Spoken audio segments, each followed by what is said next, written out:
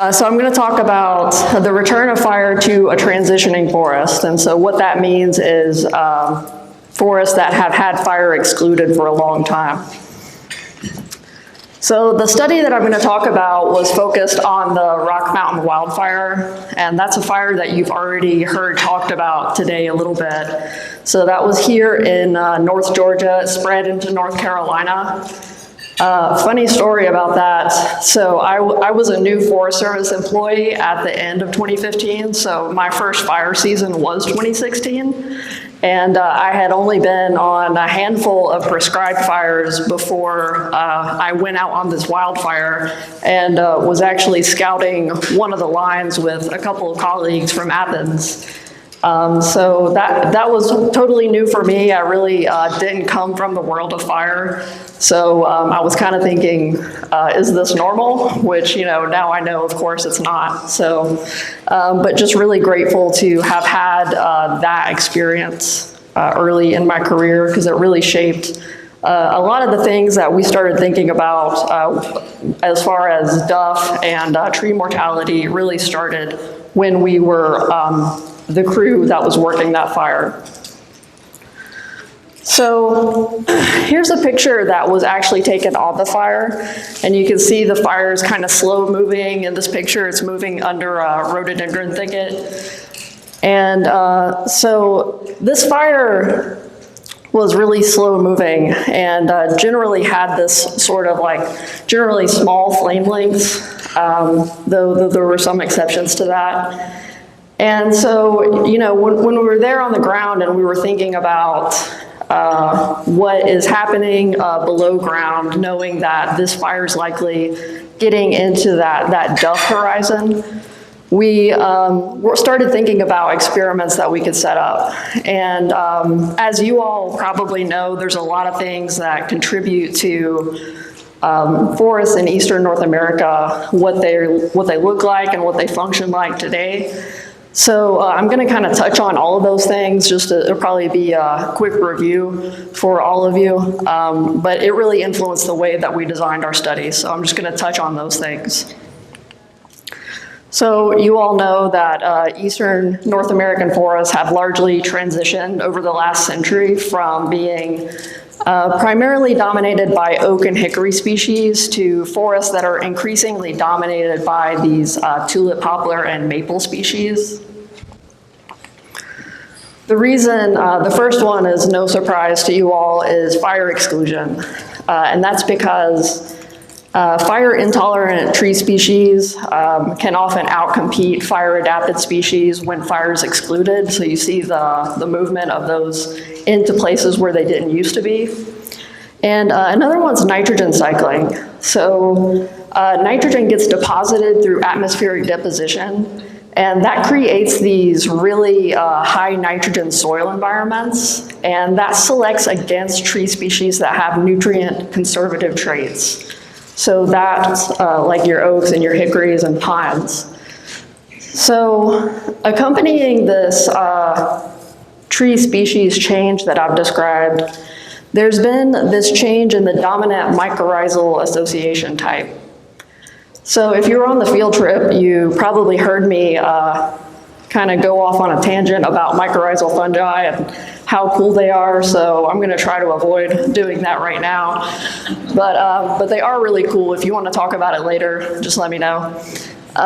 So we've seen this change from primarily ectomycorrhizal domination, which is the type of association that are formed by oaks and hickories and pines, to forests that are increasingly dominated by AM or arbuscular mycorrhizae.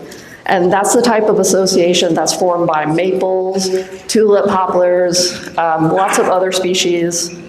But just in case anybody's unfamiliar with what mycorrhizae are, they are these really neat symbiotic associations between soil fungi and tree roots.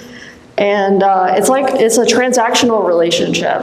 So the roots provide the fungi carbon that they fix from the atmosphere, and in exchange, the fungi provide nitrogen and phosphorus to the tree.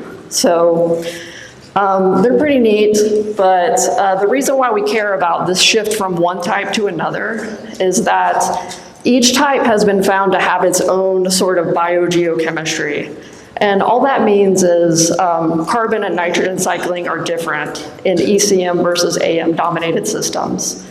So for example, in ECM dominated forests, those tend to have higher carbon per unit nitrogen ratios, and they also tend to have a suppressive effect on rates of decay. So knowing those things, that really posed the questions that we asked about the experiment we wanted to set up after the fire. So we really wanted to know how the return of fire after this long-term exclusion that was likely a century long of fire exclusion, how that impacted forests that are undergoing this transition from oak, hickory, ECM to AM, tulip, poplar, maple. So we had a couple of sub-questions kind of tucked in between the lines of that. And so we wanted to know whether AM or ECM stands declined more after the fire. And we were also curious about the effects of fire on those mycorrhizal patterns that I described. So we knew that in order to set up this experiment, we would have to identify a gradient of mycorrhizal basal area. So we went out and found sites that represented that. So when I say 100% ECM basal area, that's an area that's all oaks, hickories, pines, all ECM associating species. Whereas like 30% ECM basal area is 30% oaks, hickories, pines, and the rest are all tulip, poplar, maple. So when we went out and we were setting up this study, this is a picture of a soil monolith, and that's just a cube of soil, like a 30 cubic centimeter cube of soil that was lifted out of the ground, and you can see that human arm there for scale. But so this is what we noticed when we first started digging around in the unburned areas around Rock Mountain, is this really thick OEA or duff horizon. So, and that horizon has built up slowly over time in the absence of fire. So when you have fire, you don't get that thick duff horizon. And what we noticed is that this horizon has lots of tiny roots in it. So what we thought we would see, knowing that ECM fungi suppress rates of decay, we thought we would see deeper duff horizons with increasing percent ECM basal area, and we would expect to have more roots in those thicker duff horizons. So what we also expected in burn plots that those horizons would be burned away by the fire, which would kill the roots. And as a result, we would see that those trees were in a greater state of decline. So we went out, we chose 32 plots total in burned and unburned areas across that mycorrhizal gradient that I described. In those plots, we measured the duff depth and mass, and we measured fine root biomass in the duff and the mineral soil layers. And then we measured tree stress and mortality. So here is a picture of, this figure shows OEA depth, and remember that's just the thickness of that duff horizon. So an ECM basal area is here on the x-axis, and these blue plots are the unburned. So you see this strong relationship with OEA depth and mass being higher in ECM basal area plots. And also we see that it was removed by the fire. So that tells us that that OEA horizon is thicker in higher percent ECM plots. Those are more oak hickory dominated, where we can see it was more likely to be consumed by fire. Here we're looking at fine root biomass along the ECM basal area. And the different colors are different soil layers. So this blue color is the organic layer, or that duff horizon. And you can see this striking relationship where there's more roots in the duff layers along with the higher percent ECM basal area. So this tells us that not only is that duff horizon building up in higher percent ECM stands, but when it exists, trees are more likely to put their roots into it, where we can see on the figure on the right that they're more likely to be consumed by fire. So importantly, we're not seeing that ECM relationship with the two mineral soil layers. So there's no relationship with percent ECM basal area and the roots that are getting put into the mineral soil, and also those roots are unaffected by fire. So here we're looking at the probability of trees being in different crown classes along the ECM basal area. And so we have burned plots on the left and unburned are on the right.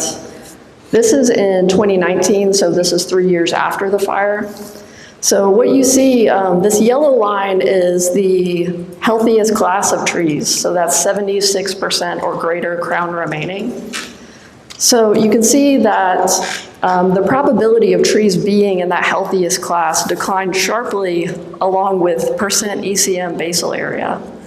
So this really tells us there's a bit of a story emerging that when those thick duff horizons exist and they build up in higher percent ECM stands, that's more oak hickory stands.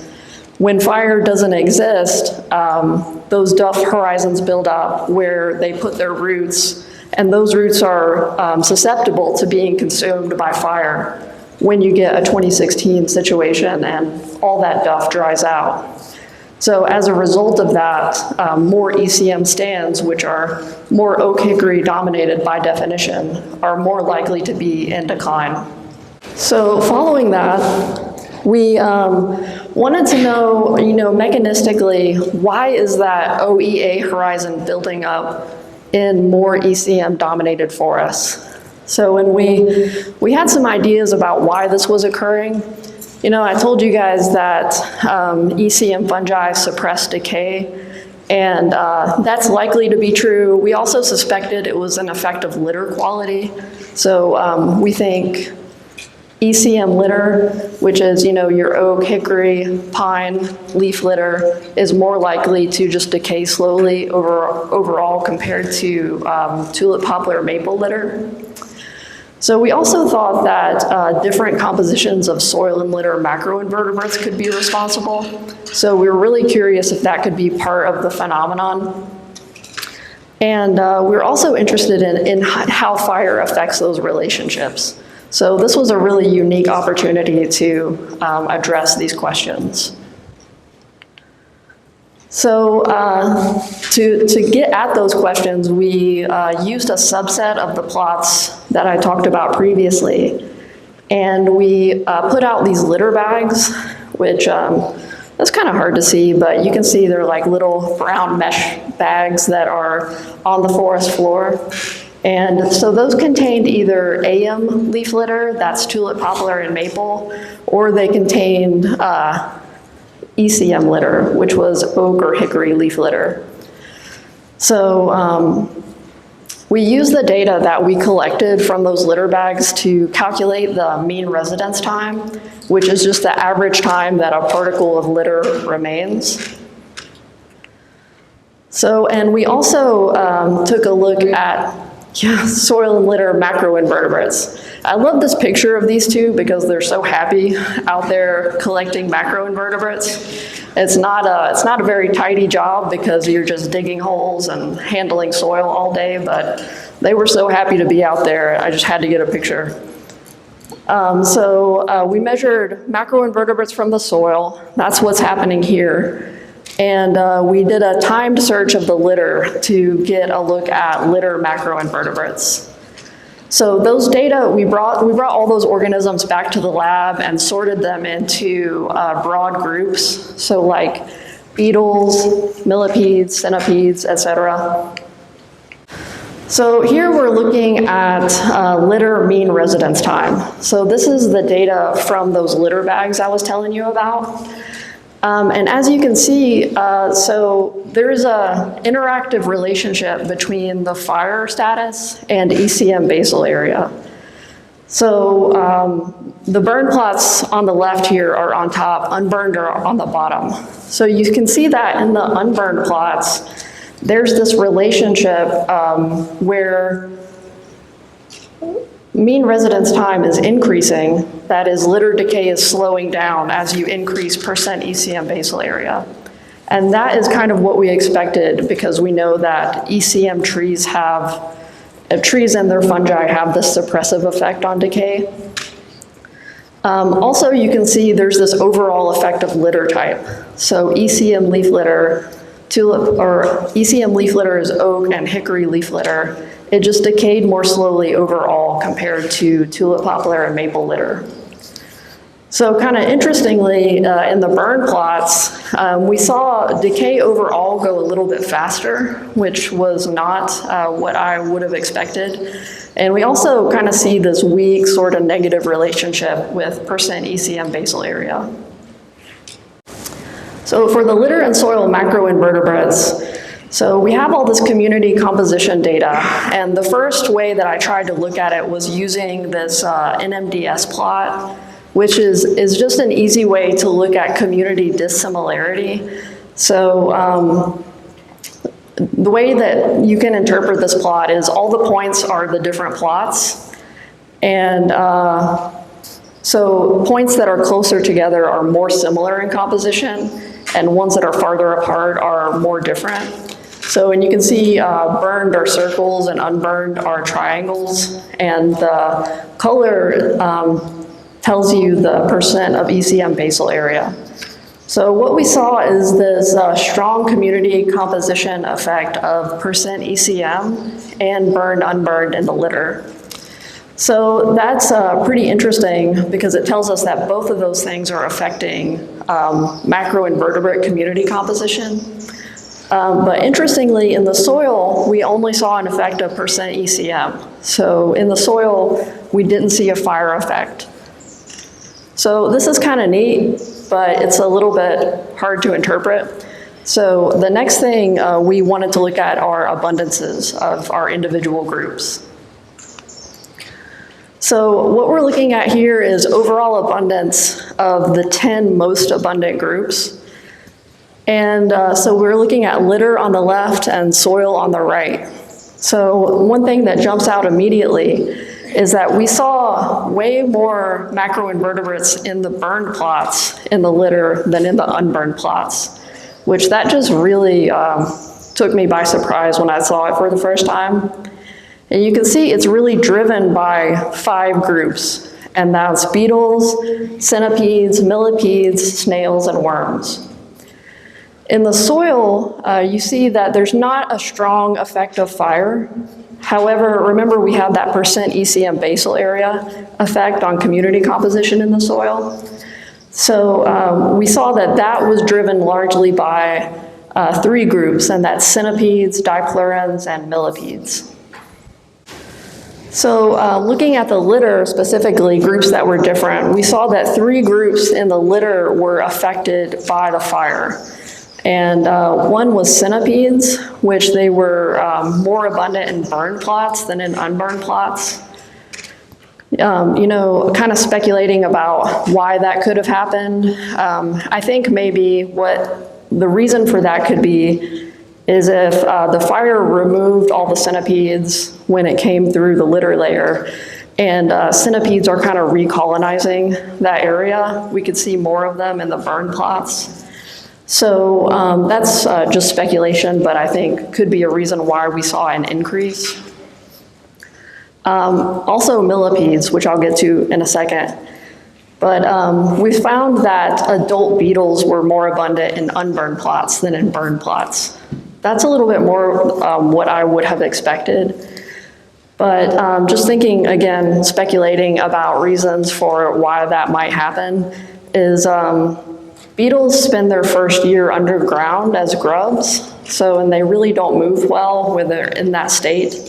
So thinking if that area was burned, all the grubs died, so they weren't available to be adult beetles, which we would have encountered in 2018 when we were measuring these.